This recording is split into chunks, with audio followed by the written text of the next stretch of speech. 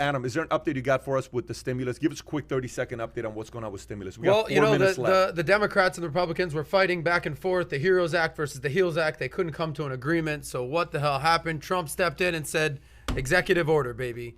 And basically he laid out 4 executive orders. Number 1, unemployment. There was a debate between 200 and 600. He cut it down the middle and he said, we're going to do 400, right? Can you do it? Give me a 400. We're going to do 400. It's there a great it was, number. 400. Now, what he basically said is 300 is going to come from federal, 100 is going to come from states. That's a whole debate right there. Number 2, housing. He has continued the moratorium on evictions. Cool. He has also paused student loan payments till the end of the year. Cool. And number 4 was...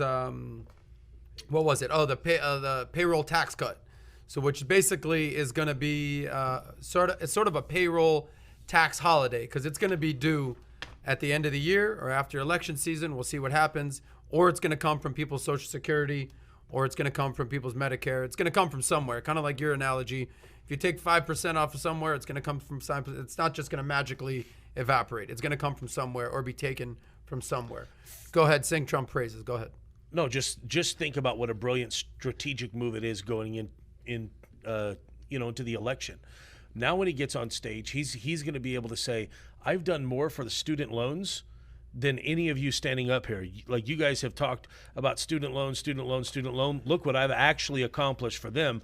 I'm pausing this. And then if you think about it, the working class, the people that go to work, Pat, how many problems has this created? People not wanting to come back to work because they're making more on unemployment. Yeah, right? plenty. Okay, so now this actually rewards the people that work because it says, by the way, you're not going to have to pay a payroll tax. It's brilliant. Let me tell you, it is genius, and they're calling that Trump's worst campaign promise. This is according to Yahoo Finance, President Trump hasn't said a lot about his agenda for second number. He has laid out perplexing goal, ending the payroll tax that fund Social Security and Medicare. So the angle Yahoo Finance has taken is the fact that payroll tax is going to hurt Social Security and Medicare. So they're trying to get that audience to vote against Trump. And typically the older audience is more conservative.